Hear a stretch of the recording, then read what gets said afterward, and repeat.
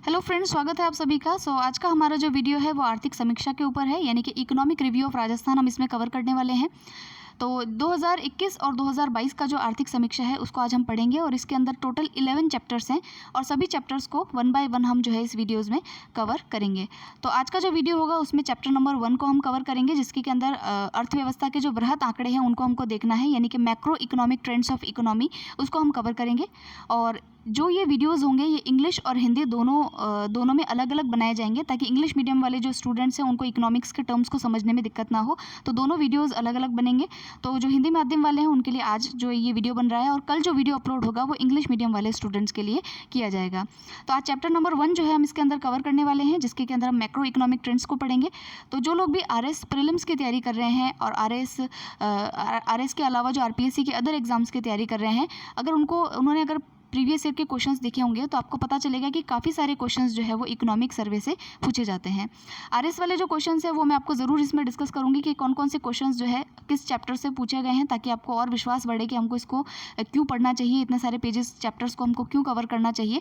तो वो हम इसमें कवर करते चलेंगे ताकि आपको पता चलता रहे कि कैसे क्वेश्चन एग्जाम में आ रहे हैं। तो चलिए हम स्टार्ट करते हैं। आगे बढ़े उससे पहले मैं आपको ये बता दूँ कि जो आपका इकोनॉमिक सर्वे है इसको प्रिपेयर करता है आपका आर्थिक एवं सांख्यिकी निदेशालय, राजस्थान सरकार का जो सांख्यिकी विभाग है उसका आर्थिक एवं सांख्यिकी निदेशालय के द्वारा जो है इसको तैयार किया जाता है।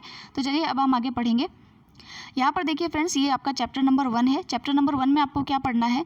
तो चैप्टर नंबर 1 में आपको पढ़ना है वृहत आर्थिक प्रवृत्तियों का परिदृश्य, जिसके के अंदर आपको पढ़ना है राज्य घरेलू उत्पाद, यानी कि जिसको हम बोलते हैं स्टेट डोमेस्टिक प्रोडक्ट, जीएसडीपी।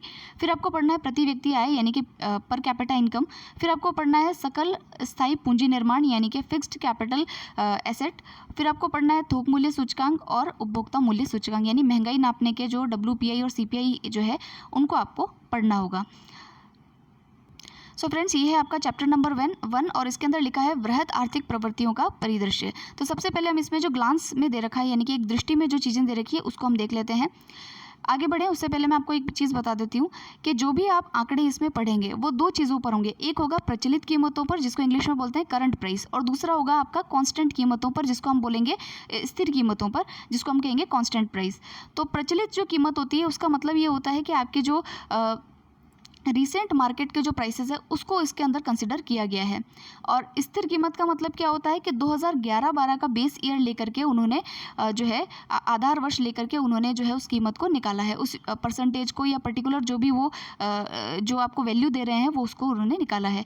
तो अगर आप इसको ध्यान से समझें तो प्रचलित कीमतें हमेशा ज़्यादा होंगी। अगर आप आज मार्केट में जाएंगे तो किसी चीज़ की कीमत हो सकता है ज़्यादा हो, और 10 साल पहले की अगर आप कीमत निकालेंगे तो वो कीमत क्या होगी?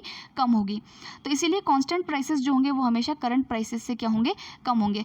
जो आपके प्रचलित कीमतें हैं वो ज़्यादा होंगी और जो आपके स्थिर कीमतें होंगी वो कम होंगी। तो ये ध्यान रखिएगा कि आपको जो भी डेटा इसके अंदर आपको देखने को मिलेगा वो प्रचलित और स्थिर दोनों कीमतों पर देखना होगा, और उसका एक प्रतिशत होगा। ये 3 आंकड़े जो है आपको हर चीज़ के, हर एक डेटा के या हर एक जो आपका जो हम पढ़ेंगे इसमें उसके ये तीनों चीज़ें आपको पढ़नी पड़ेगी। तो यहाँ पर देखिए सबसे पहले है कि अर्थव्यवस्था का आकार क्या है। तो देखिए पहले भारत की जो अर्थव्यवस्था है, यानी कि भारत की जो जीडीपी है वो कितनी है? तो भारत की जीडीपी है 232.15 लाख करोड़। कितनी है? 232.15 लाख करोड़। तो ये आपको याद रखना है डेटा। फिर दूसरा देखिए राजस्थान की जीडीपी कितनी है। तो राजस्थान की जीडीपी है आपकी 11.96, यानी कि 11 का शगुन है यहाँ पर, तो 11.96 लाख करोड़ जो है वो राजस्थान की जीडीपी है। अब ये किस पर है? देखिए ध्यान से देखिएगा, ये आपकी है प्रचलित कीमतों पर। किस पर है? ये प्रचलित कीमतों पर है। तो ये भी ध्यान रखना है, क्वेश्चन में अगर पूछा है किस पे है, प्रचलित कीमतों पर है कि स्थिर कीमतों पर है, यहाँ गलती मत कर दीजिएगा। तो ये है प्रचलित कीमतों पर, ठीक है। तो प्रचलित कीमतों पर राजस्थान की जीडीपी कितनी है? 11.96 लाख करोड़ की है।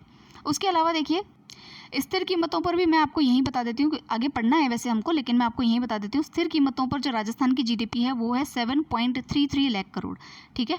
तो ये दोनों ही आंकड़े आपको याद रखने हैं। पहला आंकड़ा क्या है कि राजस्थान का प्रचलित कीमतों पर जीडीपी कितना है? तो वो है 11.96 लाख करोड़।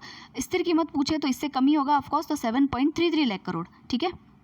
अब देखिए कि अर्थव्यवस्था में वृद्धि कितनी हुई है।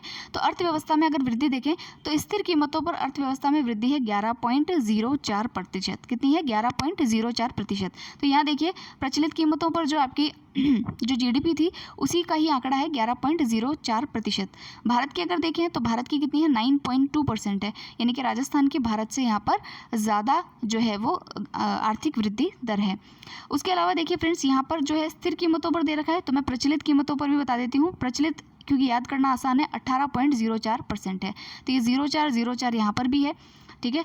तो यहाँ ध्यान रखिएगा 11 से 11.04 और यहाँ पर 18.04%, तो ये याद रह जाएगा आपको। फिर देखिए कि हमारे यहाँ पर प्रचलित कीमतों पर प्रति व्यक्ति आय कितनी है, यानी कि करंट प्राइसेस पर हमारे प्रति व्यक्ति आय कितनी है। तो राजस्थान की प्रति व्यक्ति आय है 1,35,218 रुपये। कितनी है? 1,35,218 रुपये है। भारत की कितनी है? 1,50,000, यानी 1.5 लाख भारत की प्रति व्यक्ति आय है और राजस्थान की कितनी है?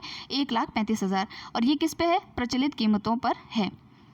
फिर देखिए यहाँ पर कि प्रचलित और जो कीमतें हैं उसमें क्षेत्रवार योगदान कितना है। आपको पता है कि एक पूरी इकोनॉमी के अंदर एग्रीकल्चर, इंडस्ट्री और सर्विस, ये 3 सेक्टर होते हैं जो सबसे ज़्यादा योगदान करते हैं। तो आपको पता होना चाहिए कि इनका योगदान कितना प्रतिशत का रहा है और पहले नंबर पर योगदान किसका ज़्यादा है।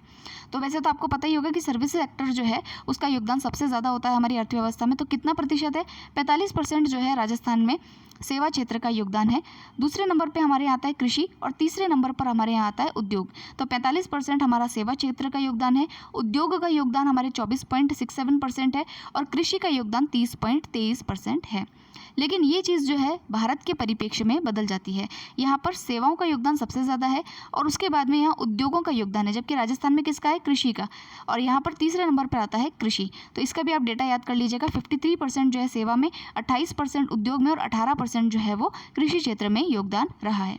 तो देखिए फ्रेंड्स, ये तो था एक बार ओवरव्यू। अब हम पढ़ते हैं चैप्टर के अंदर पैराग्राफ वाइज के क्या क्या चीज़ें जो है वो इसमें दी गई है। तो सबसे पहले यहाँ पर आप देखिए हम पढ़ेंगे जीएसडीपी, यानी कि राज्य का सकल घरेलू उत्पाद।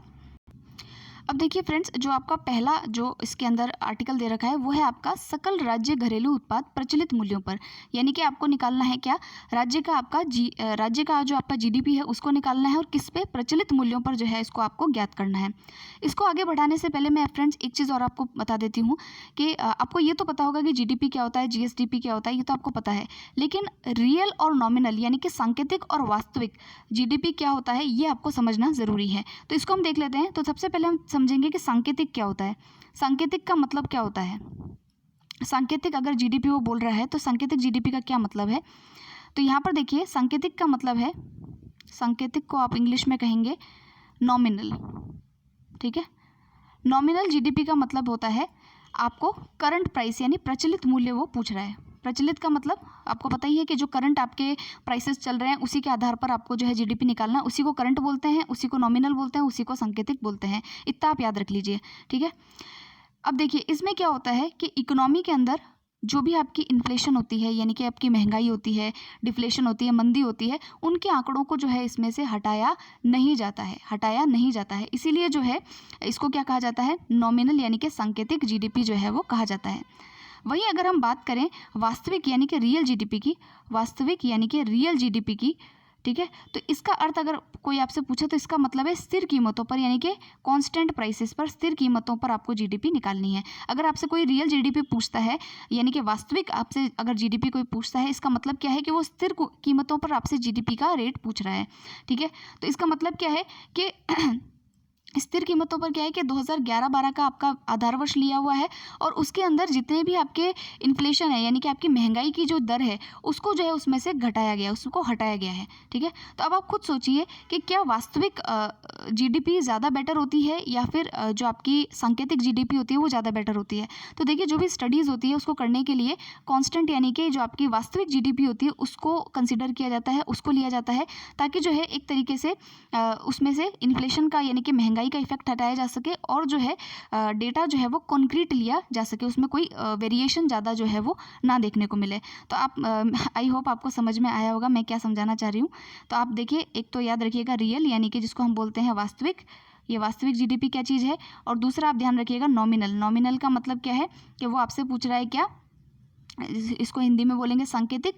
और यहाँ पर अगर नॉमिनल की बात करें तो वो आपसे पूछ रहा है प्रचलित कीमतें यानी कि करंट, और अगर रियल की बात करें तो वो आपसे पूछ रहा है कांस्टेंट, ठीक है। इसी पे एक क्वेश्चन भी है वो उसको हम अटेम्प्ट करेंगे पहले। देखिए फ्रेंड्स, ये 2021 का जो प्रीलिम्स हुआ था आरएस का, उसका क्वेश्चन है, क्वेश्चन नंबर 77। देखिए यहाँ पर वो बोल रहा है राष्ट्रीय आय लेखांकन में आधार वर्ष का क्या अर्थ है। यानी कि नेशनल इनकम जब आप काउंट करते हैं तो उसमें बेस ईयर यानी कि आधार वर्ष का क्या मतलब होता है। तो यहाँ पर आप एक चीज़ देखिए, मैंने आपको बताया कि आधार वर्ष आप कहाँ यूज़ करते हैं, जहाँ पर आपको क्या पूछा गया हो, स्थिर कीमतों पर पूछा गया हो। और स्थिर का मतलब क्या होता है, सांकेतिक। स्थिर का मतलब क्या होता है आपका, स्थिर कीमत का आपका मतलब क्या होता है, आपका रियल होता है। सांकेतिक मैंने गलत बोल दिया। स्थिर कीमत का मतलब क्या होता है, रियल, यानी कि वास्तविक। आपसे जीडीपी वो पूछ रहा है, यानी कि वास्तविक जो भी आंकड़ा होगा वो वास्तविक होगा, कहने का अर्थ ये है। तो यहाँ पर देखिए, जैसे आपको ये पता चल गया कि वो आधार वर्ष पूछ रहा है, तो आप एक चीज़ पता कर पा रहे हैं कि ये स्थिर कीमत के बारे में पूछ रहा है, स्थिर कीमत के बारे में पूछ रहा है। ठीक है, तो स्थिर का मतलब क्या होगा, यहाँ पर आप देखते जाइए कि स्थिर कहाँ पर दे रखा है। तो स्थिर का मतलब क्या है आपका, रियल के बारे में पूछ रहा होगा वो। स्थिर का मतलब होगा रियल के बारे में। रियल को क्या बोलते हैं हिंदी के अंदर, रियल को क्या बोलते हैं, वास्तविक। तो वास्तविक जहाँ जहाँ दे रखा हो, पहले आप तो आप वो पढ़िए। सबसे पहले देखिए, जिस वर्ष की आय का उपयोग मौद्रिक जीडीपी की गणना के लिए किया जाता है, तो ये तो गलत है। फिर देखिए, जिस वर्ष की कीमतों का उपयोग मौद्रिक जीडीपी की गणना के लिए किया जाता है, ये भी गलत है। फिर देखिए, जिस वर्ष की कीमतों का उपयोग वास्तविक जीडीपी की गणना के लिए किया जाता है, तो यहाँ देखिए मैंने आपको बताया था कि वास्तविक उसमें टर्म आना चाहिए, यानी कि रियल जो टर्म है वो उसमें आना चाहिए।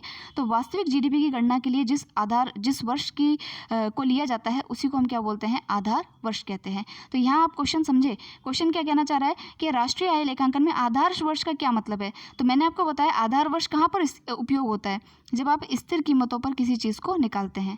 स्थिर का मतलब स्थिर का मतलब क्या होता है इंग्लिश में, कांस्टेंट या फिर वास्तविक। अभी मैंने पीछे आपको बताया था वास्तविक और सांकेतिक में क्या अंतर होता है, तो बस वही क्वेश्चन है। और आपको यहाँ पर देखना है कि वास्तविक कहाँ लिखा है। तो यहाँ देखिए, वास्तविक नीचे वाले में भी लिखा हुआ है, लेकिन यहाँ पर आप ध्यान से देखिए कि जिस वर्ष की आय का उपयोग वास्तविक जीडीपी की गणना के लिए किया जाता है, लेकिन ये आय दे रखा है, आय नहीं पूछा है। वहाँ पर पूछ रहा है कि राष्ट्रीय आय निकालने के लिए, तो राष्ट्रीय आय निकालने के लिए आप कीमतों को देखते हैं, ना कि आय को। तो ठीक है, तो ये चीज़ ध्यान रखिएगा कि राष्ट्रीय आय निकालने के लिए, नेशनल इनकम निकालने के लिए आपको क्या देखना होता है, रियल जीडीपी देखना होता है। उसी में आप आधार वर्ष को यूज़ करते हैं, बेस ईयर को यूज़ करते हैं। दोस्तों, आपको ये चीज़ समझ में आ गई होगी। एक बार मैं फिर से इसको रिपीट कर देती हूँ। सबसे पहले मैंने आपको बताया कि रियल क्या होता है और एक होता है आपका नॉमिनल। एक रियल, एक नॉमिनल। इंग्लिश में क्या है कि समझना आसान रहता है, इसलिए मैंने लिखा है। रियल का मतलब होता है कांस्टेंट, कांस्टेंट का मतलब होता है स्थिर कीमत। ठीक है, और स्थिर का भी मतलब और मैं आपको यहाँ पर बता दूँ तो वास्तविक, वास्तविक। और नॉमिनल का मतलब होता है सांकेतिक, सांकेतिक है। और उसके अलावा यहाँ पर क्या है, करंट प्राइसेस यानी प्रचलित कीमतों को याद रखना है। तो आपसे अगर पूछ ले नॉमिनल जीडीपी बताओ या सांकेतिक बताओ या करंट प्राइस पे बताओ, तो तीनों एक ही बात है, ये ध्यान रखिएगा। ठीक है, अब इसका एक अर्थ भी मैं आपको समझा देती हूँ। नॉमिनल का मतलब क्या होता है, जिसको कि हमने प्रचलित कीमतों पर वैसे ही काउंट किया, जिसमें कि आपको इन्फ्लेशन यानी कि जो आपकी मुद्रास्फीति होती है, महंगाई होती है, उसको एडजस्ट नहीं किया, उसको माइनस नहीं किया है। सिर्फ आपको जो है, जो करंट प्राइसेस के जो भी आंकड़े थे मार्केट के हिसाब से, उसको निकाल करके दे दिया है। लेकिन रियल में क्या होगा, वास्तविक में क्या होगा कि वो आपको फैक्टरिंग करके देगा, यानी कि आपके महंगाई के आंकड़ों को हटा करके देगा। ठीक है, तो ये सारी चीज़ों को एडजस्ट करके जब वो देता है, तो वो आपकी होती है वास्तविक आय, वास्तविक जीडीपी। ठीक है, तो नॉमिनल और रियल दोनों का अंतर आपको पता चल गया। प्लस आपको ये पता चल गया कि कैसा क्वेश्चन एग्जाम में पूछा गया और कैसा वहाँ पर आपको एकदम दिमाग लगाना था वहाँ पे उस क्वेश्चन में। तो चलिए अब हम आगे चलते हैं और हम आंकड़ों को देख लेते हैं। यहाँ पर जो जो आंकड़े मैं बताती हूँ उनको आप गोला करते जाइएगा और उसी को आपको जो है वो याद करना है। सबसे पहले यहाँ पर देखिए, जो आपके सकल राज्य घरेलू उत्पाद है यानी कि जीडीपी है, और उसको जो है प्रचलित कीमतों पर आपको याद करना है। तो प्रचलित कीमतों पर यहाँ देखिए ध्यान से, 11.96 लाख करोड़ जो है हमारी क्या है, प्रचलित कीमतों पर आय है। कितनी है, 11.96 लाख करोड़, इसको याद कर लीजिएगा। उसके बाद देखिए कि हमारा जो है ग्रोथ कितना है, प्रचलित कीमतों पर हमारा ग्रोथ कितना है, 18.04% है। तो इसको भी आपको याद कर लेना है। उसके अलावा अगर हम देखें भारत से, अगर आप कंपेयर करें, तो भारत में भी आपको याद रखना है कि भारत की जो प्रचलित कीमतों पर जीडीपी है वो कितनी है, 232.15, और ग्रोथ कितनी है, 17.6। तो ये चार आंकड़े यहाँ पर याद रखने हैं। चलिए आगे चलते हैं और यहाँ पर आप देखते हैं इस इंडेक्स के अंदर जो मैंने अभी पढ़ाया था वो यहाँ पर लिखा है कि 11.96, यहाँ पर देखिए 11.96 ही याद करना है आपको। 18.04% का ग्रोथ है, 232.15 जो है वो भारत की जीडीपी है, और 17.6% जो है वो भारत की ग्रोथ है। तो ये किस पर है, प्रचलित कीमतों पर है। आगे चलिए कि प्रचलित मूल्यों पर जो सकल राज्य घरेलू उत्पाद है उसमें वृद्धि हो रही है कि वृद्धि हो रही है या फिर वो घट रहा है, उसका एक ट्रेंड है। तो देखिए ट्रेंड 2017-18 से 5 वर्ष का जो ट्रेंड है वो हमको देखने में मिल रहा है। और देखिए लगातार जो हमारी जीडीपी है उसमें बढ़त ही देखने को मिली है, घटा नहीं है, बढ़ा ही है। तो ये आपको अगर पूछ ले कि जो प्रचलित मूल्यों पर राज्य का सकल घरेलू उत्पाद है वो लगातार घटा है या बीच में घटा है फिर बढ़ा है, ऐसा नहीं है, वो लगातार ही जो है 2017-18 से उसके अंदर जो है वो बढ़त हमको देखने को मिली है। ठीक है, इसको आपको ध्यान रखना है। फिर देखिए यहाँ पर जो ये आपको दे रखा है CAGR जो आपको दे रखा है, तो ये कुछ नहीं है, कंपाउंडेड एनुअली ग्रोथ रेट है। इसका मतलब कुछ नहीं होता है कि आपके 2 साल के अंदर कितनी ग्रोथ रेट हुई है, उसी को जो है CAGR कहते हैं। ठीक है, तो ये आपका 9.48 है, ये याद रहे तो भी ठीक है, नहीं तो कोई बात नहीं। ट्रेंड ध्यान रखिएगा कि जो GDP का प्रचलित मूल्यों पर ट्रेंड है वो आपका बढ़ा ही है। अब हम चलेंगे कि जो सेक्टोरल ट्रेंड है, सेक्टोरल ट्रेंड यानी कि जो हमारे अलग अलग जो हमारे सेक्टर्स है उसमें क्या बढ़त रही है वो देख लेते हैं। अब देखिए जो दूसरा आंकड़ा है वो आपका GVA का आंकड़ा है। आपने GDP अभी देख लिया था, प्रचलित मूल्यों पर GDP हम देख चुके हैं। अब हम प्रचलित मूल्यों पर ही आपका GVA देखेंगे। GSVA लिख दीजिए यहाँ पर, gross state value added. Value addition का क्या मतलब होता है? देखिए वैल्यू एडिशन का मतलब ये है कि अब जो टैक्स और सब्सिडी लग जाता है किसी प्रोडक्ट पे, तो उसको हम बोलते हैं वैल्यू एडिशन। तो GVA अगर आपको निकालना हो तो आप क्या करेंगे कि GDP जो होता है, GDP जो आपके पास में है उसमें से आप टैक्स और सब्सिडी को माइनस कर दीजिए। टैक्स और सब्सिडी जो लगती है चीज़ों पर, उसको जब माइनस कर देंगे तो आपका निकल जाता है क्या? GVA, यानी gross value added. Value addition वाली जो चीज़ें हैं उनको आपको हटाना होता है। तो अब यहाँ पर देखिए आप कि आपका प्रचलित बुनियादी मूल्यों पर सकल राज्य मूल्य वर्धन जो है वो क्या है? GSVA भी आपसे पूछा जा सकता है। तो प्रचलित मूल्यों पर राज्य का जो GSVA है वो कितना है? तो 11.16% है। कितना है? 11.16% है। और इसके अंदर जो इंक्रीज हुआ है, जो ग्रोथ हुई है वो 41% की हुई है। कितनी हुई है? 17.41% की इसके अंदर जो है वो ग्रोथ हुई है। फिर देखिए हम जो GSVA है उसको हम सेक्टर्स में भी देखेंगे, यानी कि हमारे एग्रीकल्चर, उद्योग और सेवा क्षेत्रों के अंदर GSVA कितना रहा है। तो यहाँ पर देखिए सबसे ज़्यादा अगर आप देखेंगे तो आपका GSVA जो है प्रचलित बुनियादी मूल्यों पर सकल राज्य मूल्य वर्धन क्षेत्रवार संरचना जो है उसको देखते हैं। तो यहाँ पर देखिए आपको सबसे ज़्यादा, आप देखिए यहाँ पर ग्रीन कलर का जो है वो कृषि क्षेत्र का है। और कृषि क्षेत्र में जो देखिए हमेशा ये बढ़ ही रहा है, इंक्रीज़ हो रहा है, कभी भी कम हुआ नहीं है।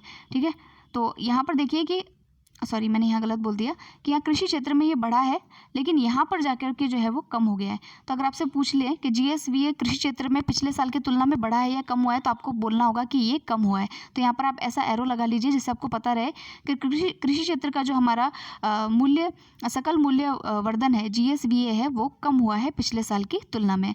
अगर हमसे पूछे उद्योग का, तो उद्योग में देखिए ये हमेशा बढ़ा है। 29 था, 26 हुआ, सॉरी ये भी जो है यहाँ पर कम हुआ है। 29 था, फिर 26 हुआ, फिर 24 हुआ, फिर 23 और फिर 24। तो यानी कि यहाँ पर भी जो है इसके अंदर कमी आपको देखने को मिली है।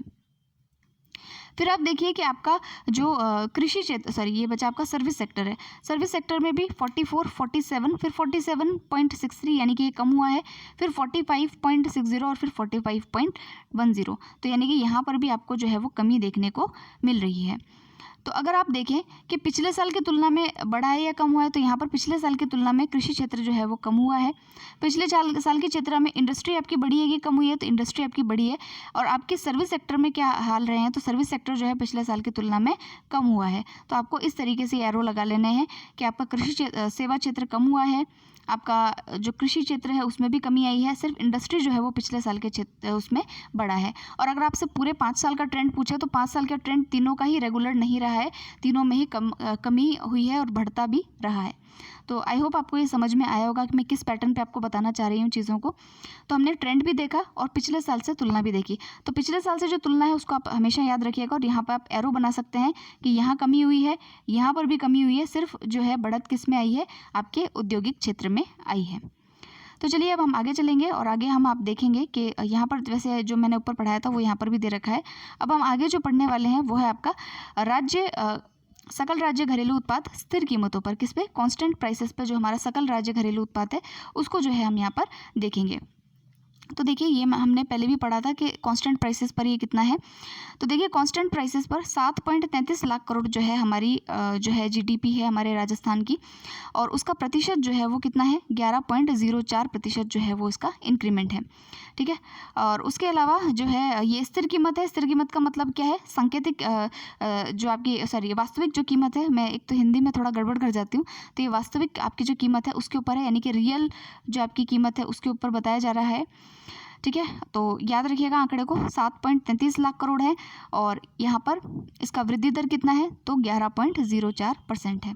ठीक है, फिर देखिए नेक्स्ट जो आपका है यहाँ पर इस टेबल में भी आप पढ़ सकते हैं कि जीएसडीपी ऑफ राजस्थान और किस पे, स्थिर कीमतों पर कितना है 7.33, वृद्धि कितनी है 11.04, और अगर इंडिया की बात करें तो 147.53 है, और वृद्धि दर कितनी है 9.2 है। अब इसको आगे बढ़ाएं उससे पहले मैं आपसे एक क्वेश्चन पूछ लेती हूँ जो कि एग्जाम्स में आया हुआ है। क्वेश्चन नंबर 71 देखिए फ्रेंड्स, और ये आपके एग्जाम्स में पूछा गया है। 2018 का जो आपका प्रीलिम्स का पेपर था उसमें इसको पूछा था। 71 नंबर क्वेश्चन देखिए कि 2017-18 में राजस्थान में स्थिर कीमतों पर, यानी स्थिर कीमत यानी ये क्या पूछ रहा है, वो आपसे पूछ रहा है कांस्टेंट यानी कि वास्तविक, यानी कि 2011-12 की जो आपका बेस ईयर है उसके अनुसार राज्य का सकल घरेलू उत्पाद की वृद्धि दर जो है वो क्या थी। तो डायरेक्ट क्वेश्चन पूछ लिया, देख लिया उसने एग्जाम में, और अभी हमने वृद्धि दर पढ़ी है, कितनी वृद्धि दर है तो 11.04% जो है वो हमारी वृद्धि दर है स्थिर कीमतों पर। तो ये आपको याद रखना है, इसलिए ऐसे क्वेश्चन जो है वो एग्जाम में पूछ लिए जाते हैं। अब देखिए फ्रेंड्स यहाँ पर एक ट्रेंड भी दे रखा है इसने, राज्य सकल घरेलू उत्पाद स्थिर कीमतों पर, इसका एक ट्रेंड दे रखा है 2017-18 से लेकर के 5 सालों का ट्रेंड क्या रहा है। तो 5 सालों का ट्रेंड देखिए फ्रेंड्स स्थिर नहीं रहा है, पहले ये 62 था, फिर 64, फिर 67, फिर 66, यानी यहाँ पर कम हो गया। तो और आपसे कहे कि ये लगातार बढ़ा है, तो ये लगातार नहीं बढ़ा है, ये जो है इसमें बीच में जो है वो कमी भी देखने में मिली है। ठीक है, अब देखते हैं नेक्स्ट हमारा जो है नेक्स्ट क्या है। अब देखिए फ्रेंड्स हमारा जो हमने पीछे पढ़ा था, सबसे पहले हमने जीडीपी पढ़ा प्रचलित कीमतों पर, फिर हमने पढ़ा जीएसवीए प्रचलित कीमतों पर। अब हम वापस से जीएसवीए पढ़ेंगे, यानी कि जो हमारा सकल राज्य मूल वर्धन है उसको हम पढ़ेंगे स्थिर कीमतों पर। मतलब इसमें पहले जो है प्रचलित कीमतें पढ़ा रहा है, फिर हमको बता रहा है कि स्थिर कीमतों पर क्या है। तो दोनों के आंकड़े आप जब नोट्स बनाएं तो उसको एक ही जगह पर लिख लीजिएगा कि प्रचलित और स्थिर कीमतों पर क्या क्या रेट रहा है। तो देखिए हमारे राज्य का जो राज्य सकल मूल्यवर्धन है स्थिर कीमतों पर वो कितना है, तो यहाँ पर देखिए आप, तो ये आपको दिखेगा कि हमारा 6.75 लाख करोड़ जो है वो 2021-22 में हमारा जो है वो जीएसवीए रहा है। तो आपसे पूछे जीएसवीए कितना है आपका राजस्थान का स्थिर कीमतों पर, तो वो है 6.75 लाख करोड़। और अगर आपसे इसमें वृद्धि दर पूछे तो वो वृद्धि दर कितनी है, तो 10.60% जो है वो वृद्धि है। तो ये दो आंकड़े आपको यहाँ से पिक करने हैं और उसको याद कर लेना है।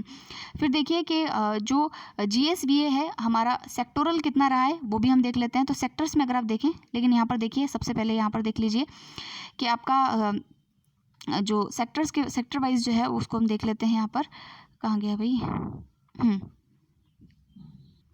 सो फ्रेंड्स अगर आपसे सेक्टोरल पूछे वो कि सेक्टोरल जीएसवीए स्थिर कीमतों पर कितना रहा है, तो आप देखिए कृषि का जो सेक्टोरल है वो है 28.56%। ठीक है, 28.56% यहाँ पर जो है ये 28.75%, ये थोड़ा गलत आंकड़ा हो गया। यहाँ पर देखिए 2021-22 में ये कितना हो गया 28.85% जो है वो हमारा कृषि का है। उसके अलावा अगर आप देखेंगे तो यहाँ पर आपको दिखेगा कहाँ गया, अगर आप देखेंगे यहाँ पर एक मिनट, हाँ सर्विसेज का अगर आप देखेंगे यहाँ पर, इंडस्ट्री का अगर आप देखेंगे तो वो हो गया आपका 26.34%। और उसके अलावा अगर आप सर्विसेज का देखेंगे तो सर्विसेज का है आपका 44.81%। कितना है 44.81%। तो आप तीनों के आंकड़े को आप वापस देख लीजिए कि सबसे ज़्यादा तो है आपका सर्विसेज का नंबर 1 पे, नंबर 2 पर है आपका एग्रीकल्चर का जो कि 28.85%, जो कि हमने ऊपर देखा। और तीसरा आंकड़ा जो आपको याद रखना है वो है आपका किसका, इंडस्ट्री का, जो कि है 26.34%। तो ये तीनों आंकड़े आप अच्छी तरीके से याद रखिएगा।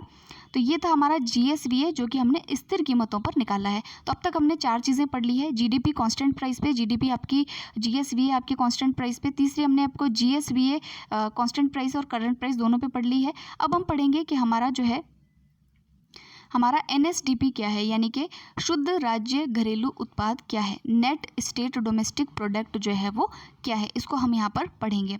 इसका भी डेटा जो है, जैसा हमने ऊपर डेटा याद किया प्रचलित और स्थिर कीमतों वाला, वैसे ही आपको यहाँ पर भी जो है इसको याद रखना है।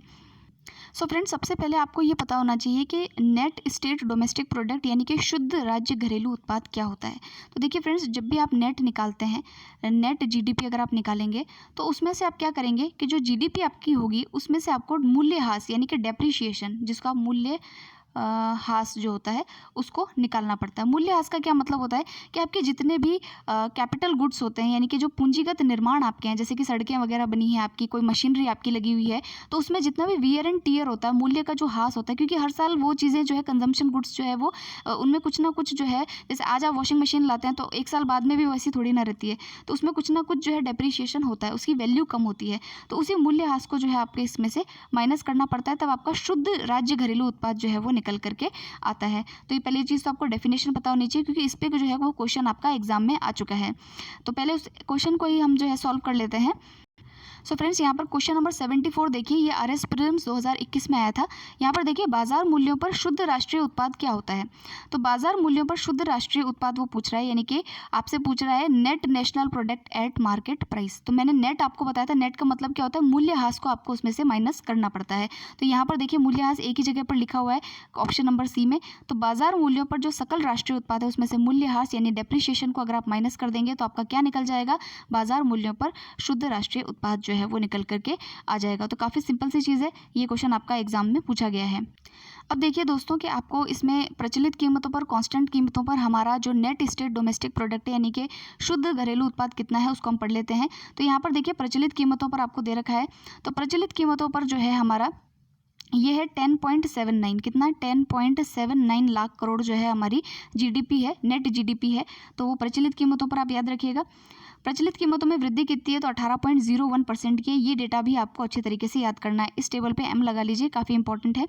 फिर देखिए, स्थिर कीमतों पर यानी कि 2011-12 का जो आधार वर्ष है उसके ऊपर जो है हमारी शुद्ध राष्ट्रीय आय कितनी है, तो वो देखिए वो आपकी है कितनी, 6.48 लाख करोड़, 6.48 लाख करोड़ है।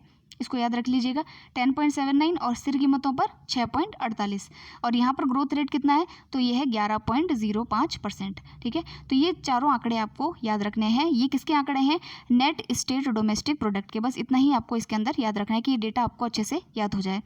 फिर चलते हैं हम आपके नेक्स्ट वाले पार्ट पे, जिसका कि नाम है प्रति व्यक्ति आय यानी पर कैपिटा इनकम। तो देखिए, प्रति व्यक्ति आय का मतलब क्या है कि आपका जो है जो प्रति व्यक्ति आय की जो गणना होती है वो आपके शुद्ध राज्य घरेलू उत्पाद को राज्य की जो जनसंख्या होती है, मध्य वर्ष की जो जनसंख्या होती है, उससे जब हम उसको डिवाइड कर देंगे तो आपका पर कैपिटा इनकम जो है वो निकल जाता है।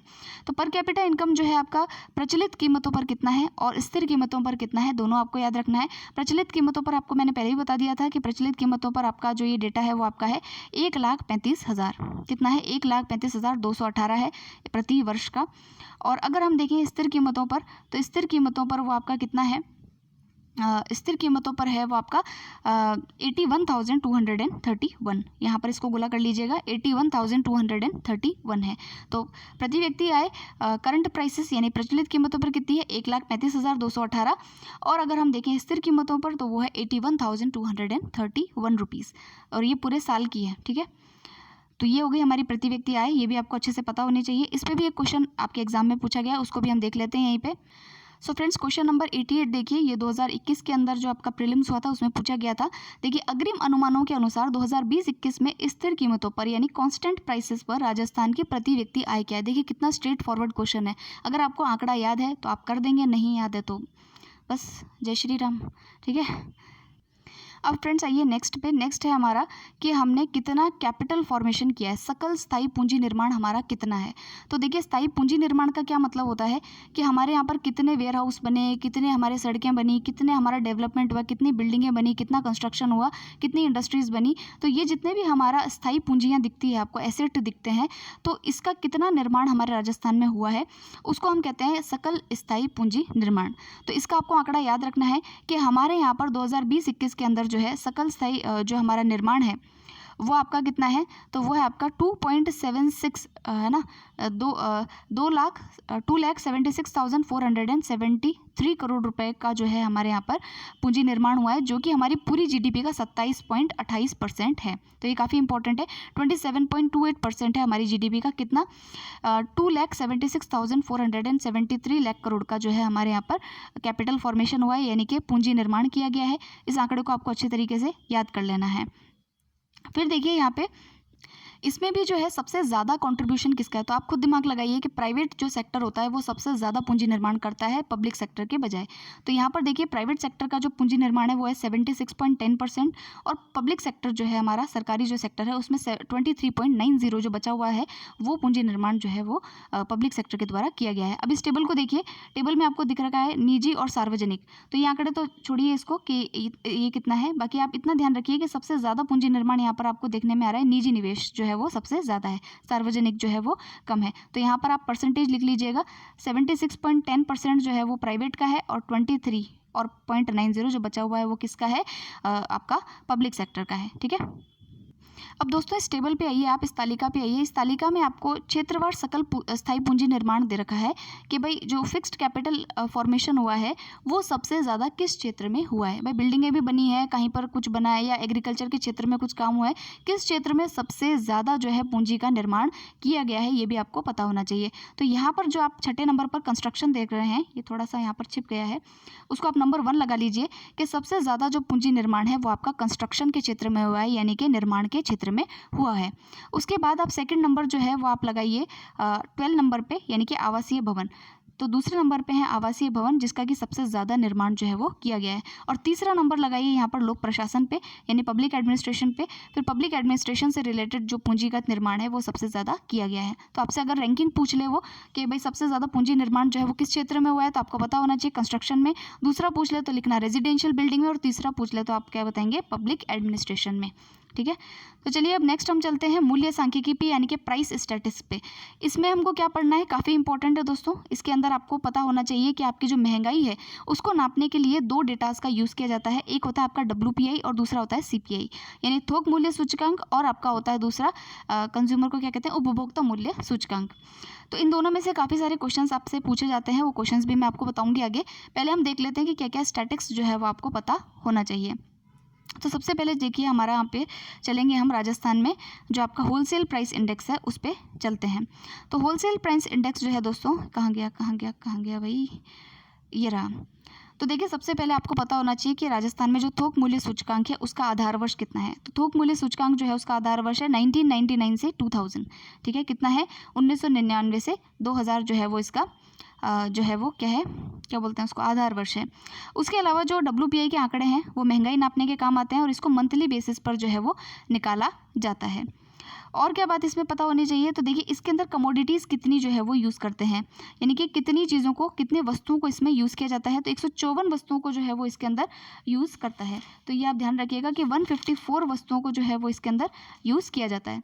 अब देखिए WPI जो है इसको निकालता कौन है, तो ये आपका डायरेक्टोरेट ऑफ इकोनॉमिक्स और स्टैटिस्टिक्स जो है वो इसको जारी करता है, मंथली बेसिस पे जारी करता है।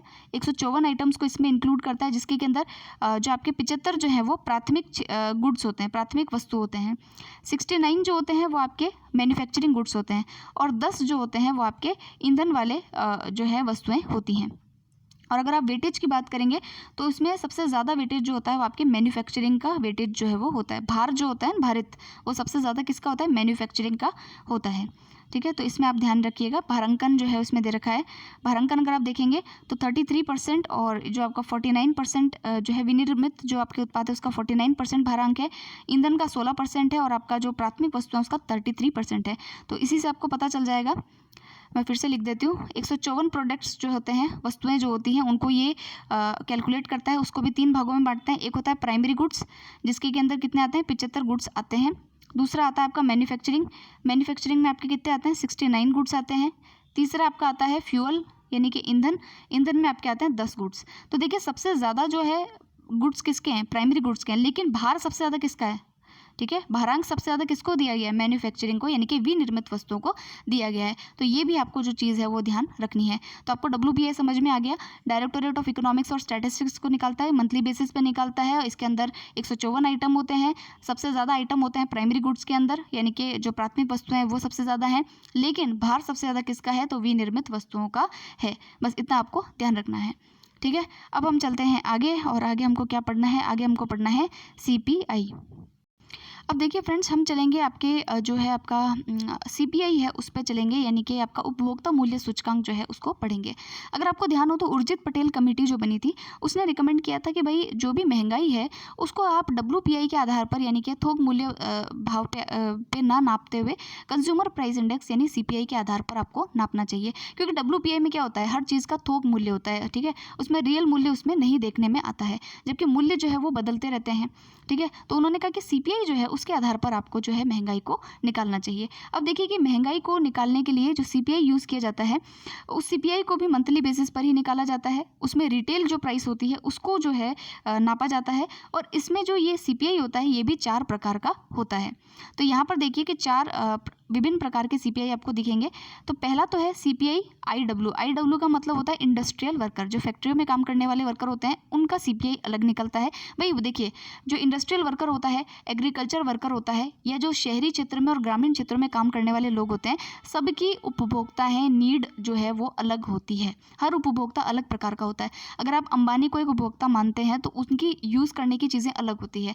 अगर आप मिडिल क्लास को मानते हैं तो उनकी उपभोक्ता वाली सामग्री अलग होती है। अगर आप लोअर मिडिल क्लास को मानते हैं तो उसकी उपभोक्ता की चीज़ें अलग होती है। तो उसी प्रकार से जो CPI है वो आपका IW यानी इंडस्ट्रियल वर्कर के लिए अलग निकलता है। एग्रीकल्चरल लेबर्स यानी कि जो आपके कृषि श्रमिक होते हैं उनके लिए अलग निकाला जाता है। जो रूरल लेबर्स होते हैं यानी ग्रामीण श्रमिक होता है उनका अलग होता है। और अर्बन और रूरल इन दोनों के लिए जो है इनके आंकड़े अलग होते हैं। तो ये चीज़ जो है आपको ध्यान रखनी है यहाँ पर। तो यहाँ पर देखिए कि सबसे ज़्यादा जो महत्वपूर्ण बात ये है कि जो शुरू के 3 आंकड़े आप देख रहे हैं लेबर्स वाले, इंडस्ट्रियल लेबर और एग्रीकल्चरल लेबर और जो आपका रूरल लेबर्स जो हैं, इन तीनों के आंकड़े जो है वो श्रम विभाग के द्वारा निकाले जाते हैं, लेबर ब्यूरो के द्वारा निकाले जाते हैं, जिसका कि हेडक्वार्टर शिमला में है। ये क्वेश्चन आपका 2015 UPSC प्रीलिम्स में पूछा गया था, ठीक है। जो लास्ट का आपका आंकड़ा है जिसमें कि आपको इनकम निकालनी है किसकी? रूरल और अर्बन की, इनकम नहीं, CPI निकालना है आपके लिए रूरल और अर्बन के लिए, ग्रामीण और शहरी के लिए। ये निकाला जाता है आखिरी वाला आंकड़ा सिर्फ NSO के द्वारा। बस इतना आपको ध्यान रखना है कि ये 3 आंकड़े जो हैं जो भी लेबर से संबंधित है इसको लेबर ब्यूरो निकालता है, और जो लास्ट वाला आंकड़ा है वो आपका NSO के द्वारा निकाला जाता है। उसके अलावा आपको सबके आधार वर्ष याद रखने हैं, जिसको कि हम आगे अभी पढ़ते हैं। तो देखिए फ्रेंड्स, सबसे पहले है आपका CPI फॉर इंडस्ट्रियल वर्कर। तो CPI जो इंडस्ट्रियल वर्कर का है इसके अंदर जो आधार वर्ष है आपका वो है आपका 2016। कहाँ गया भाई? एक मिनट यहीं पर ही है। CPI देखिए यहाँ पर जो इंडस्ट्रियल वर्कर्स के लिए जो आपका CPI है उसका आधार वर्ष क्या है? 2016 है। आधार वर्ष को याद रखना है, इस पे क्वेश्चन जो है वो आ चुका है और आ भी सकता है। तो अब इंडस्ट्रियल वर्कर्स के लिए राजस्थान के अंदर 3 क्षेत्र जो हैं उनका जो है 3 सेंटर्स बनाए गए हैं, जहाँ का कि ये जो है जो क्या कहते हैं उसको डेटा जो है वो कलेक्ट करते हैं। तो 3 सेंटर्स के नाम भी आपको पता होना चाहिए। एक है अलवर, एक है भीलवाड़ा और एक है आपका जयपुर। तो JAB के नाम से आप इसको याद रख लीजिएगा, जयपुर, अलवर और भीलवाड़ा। अलवर की जगह पहले हुआ करता था अजमेर, लेकिन अभी इसका नाम अभी इसको चेंज करके जो है वो अलवर कर दिया गया है। तो आप याद रखिएगा जब के नाम से जयपुर, अलवर और भीलवाड़ा, ये 3 सेंटर्स जो होते हैं इनके डेटास को कलेक्ट किया जाता है। जैसे देखिए, अब देखिए इंडस्ट्रियल वर्कर्स के लिए क्या क्या खाद्य सामग्रियाँ हैं, जैसे खाद्य एवं पेय पदार्थ, पान, सुपारी, तंबाकू, मादक पदार्थ कितना कंज्यूम करते हैं, वस्त्र, जूते, आवास समूह, ईंधन, प्रकाश, विविध समूह। तो ये इनकी ज़रूरत के सामान है, जिसके के अनुसार जो है उनके महंगाई के आंकड़े जो है वो निकाले जाते हैं। फिर देखिए एग्रीकल्चरल लेबर्स पे आ जाइए। सेकंड जो आपका आंकड़ा है वो आपका है कृषि श्रमिकों के लिए उपभोक्ता मूल्य सूचकांक। CPI किसके लिए? CPI AL जो है इसका आधार वर्ष देखिए, कृषि हमारे काफ़ी पुराने समय से है, इसीलिए जो है इसका आधार वर्ष भी काफ़ी पुराना है, 86-87। तो हो सकता है इस बार आपसे जो है इसके आंकड़े पूछ लिए जाए कि इसका आधार वर्ष क्या है। तो आप ध्यान रखिएगा कि इसका आधार वर्ष क्या है, 1986-87 है। फिर आइए नेक्स्ट पे, नेक्स्ट है आपका सामान्य उपभोक्ता मूल्य सूचकांक, जो कि ग्रामीण और शहरी है। तो अब सामान्य सी चीज़ है, तो सामान्य जो है, सामान्य आदमी हमेशा जो है पीछे ही है। 2012 जो है वो इसका आधार वर्ष रखा गया है। तो ये याद करने का एक तरीका है कि कृषि सबसे पुराना है तो 86, 87। सबसे ज़्यादा इंडस्ट्रियल वर्कर्स जो है उनकी तादाद बढ़ती जा रही है, तो 2016 उसका आधार वर्ष है। अगर जनरली कोई पूछ ले कि अर्बन रूरल का क्या है कंबाइन का, तो 2012 उसका जो है वो आधार वर्ष रखा गया है। सो फ्रेंड्स, ये था आपका पूरा चैप्टर। आज हमने पहला चैप्टर पूरा कंप्लीट कर लिया है। इसको मैं और समराइज़ आपके लिए कर देती हूँ, लेकिन उससे पहले आप एक क्वेश्चन को जो है अटेम्प्ट करेंगे। ये 2018 प्रीलिम्स का क्वेश्चन है। क्वेश्चन नंबर 70 देखिए, राजस्थान के सामान्य थोक मूल्य सूचकांक का आधार वर्ष कितना है? तो पूछ लिया, देखिए डायरेक्ट क्वेश्चन पूछ लिया। अगर आपको याद है तो आप कर लेंगे, नहीं याद है तो बस वही जय सिया राम। तो इसका आंसर आपको पता ही है, 1999 से 2000 जो है वो इसका आधार वर्ष है। सो फ्रेंड्स, इसको समअप करने से पहले आप देखिए एक टेबल दे रखी है, जो आपका शुरू में जब आप इकोनॉमिक सर्वे को खोलेंगे ना, तो फर्स्ट चैप्टर के अंदर ही दे रखा है। मतलब वो शुरू में जो टेस्टिमोनियल्स वगैरह ऐसा करके कुछ लिखे हुए हैं, उसके बाद में आपको ये जो है आपको एक टेबल देखने को मिलेगी। इस टेबल को आप जो है याद कर लीजिएगा। यहाँ से सारे आंकड़े मतलब आपको एक जगह दे रखे हैं। देखिए यहाँ पर दिखा है सकल राज्य घरेलू उत्पाद क्या है, स्थिर कीमतों पर और प्रचलित मूल्यों पर। स्थिर मूल्यों पर मैंने आपको बताया ही था। तो यहाँ पर देखिए ये सारे आंकड़े यहाँ पर दे रखे हैं। प्रतिशत भी जो है वो यहाँ पर आपको दे रखा है। फिर देखिए यहाँ पर GSVA दे रखा है, कृषि उद्योग और सेवाएं, उनका भी GSVA एक ही जगह दे रखा है। फिर देखिए यहाँ पर आपको जो है सकल राज्य मूल्य वर्धन प्रचलित कीमतों पर भी दे रखा है। एक ही जगह पर सारे डेटा आपको मिल जाएंगे। शुद्ध राज्य घरेलू उत्पाद दे रखा है, प्रति व्यक्ति आय आपको एक ही जगह दे रखी है। तो ये आप चाहें तो इस टेबल को भी रीड कर सकते हैं। ये 18 नंबर पेज पर है, और फर्स्ट जो आप शुरू में पेज खोलेंगे वहीं पर आपको जो है ये देखने को मिल जाएगा। तो आज हमने चैप्टर नंबर 1 कंप्लीट कर लिया है। आपको ये चैप्टर कैसा लगा पढ़ के, मैं आपको कितना समझाने में कामयाब हुई, तो आप मुझे ज़रूर से कमेंट में बताइएगा। कुछ चीज़ें आपको नहीं अगर लगता हो या कुछ बोलने में अगर मिस्टेक हो गई हो, तो आप ज़रूर से मुझे कमेंट सेक्शन में लिखिएगा। हालांकि मैंने बहुत ठीक से इसको जो है रीटेक लेकर के बताने की कोशिश की, ताकि आपको कम शब्दों में अच्छी तरीके से समझा पाऊँ। फिर भी अगर कुछ भी रहा हो तो आप मुझे कमेंट सेक्शन में लिखिएगा। अच्छा लगा हो तो भी बताइएगा, बुरा लगा हो तो भी बताइएगा, ताकि इम्प्रूवमेंट और कर सके समझाने में। कल हम पढ़ेंगे सेकंड चैप्टर, और इंग्लिश मीडियम वालों के लिए जो है इस चैप्टर को अलग से मैं कवर करवाऊंगी। और आप मुझे कमेंट सेक्शन में बताते रहिएगा आपका क्या रिस्पॉन्स है। तो मिलेंगे नेक्स्ट वीडियो के अंदर। Thank you very much for listening.